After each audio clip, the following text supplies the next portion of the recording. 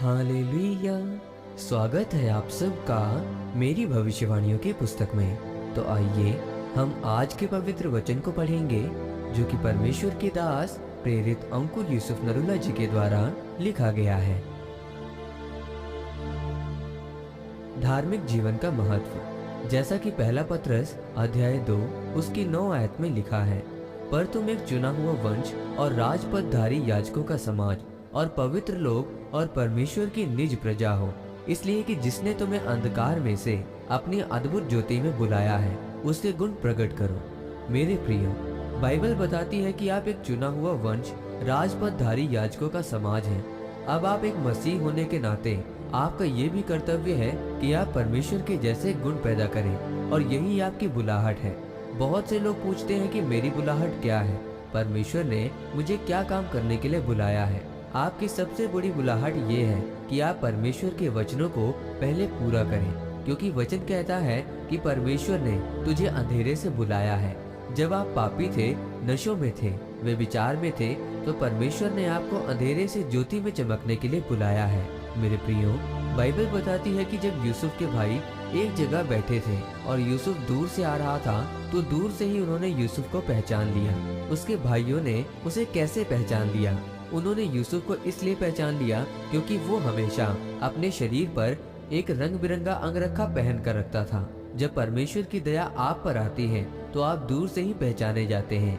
Bible में लिखा है कि हर एक मसीह होने के नाते आप वरदानों से भरे हुए हैं। हर एक व्यक्ति को परमेश्वर अपनी आत्मा के द्वारा वरदान देता है।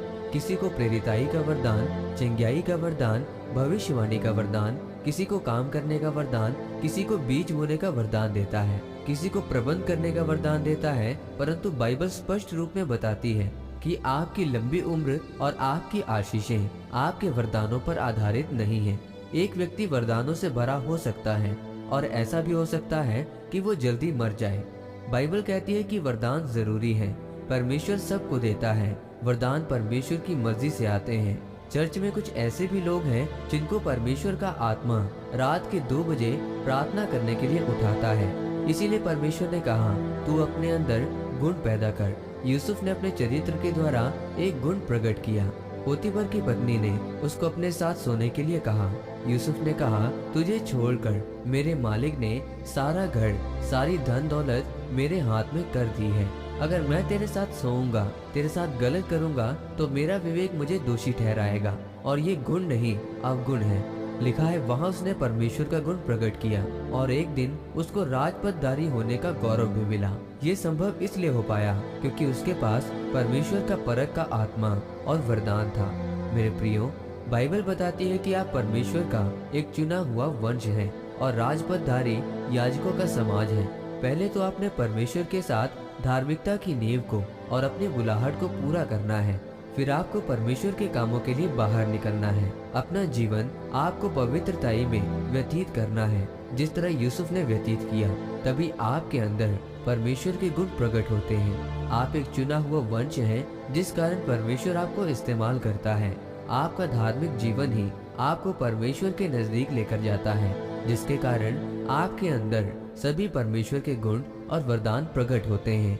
आमीन। आइए इस प्रार्थना को आप मेरे साथ एक मन होकर करें। सर्वशक्तिमान परमेश्वर, इस वचन के लिए मैं आपका धन्यवाद करता हूँ। परमेश्वर, मैं ये प्रार्थना करता हूँ कि आप मुझे भी अपनी सामर्थ्य और वरदानों से भरें, ताकि मैं आपके राज्य का अधिकारी बन सकूं और चुना हुआ वंश और राजपदधारी का गौरव हासिल कर सकूं। प्रभु यीशु मसीह के नाम में आमीन। परमेश्वर आप सबको आज के वचन के ऊपर मनन करने के द्वारा आशीषित करे। आमीन।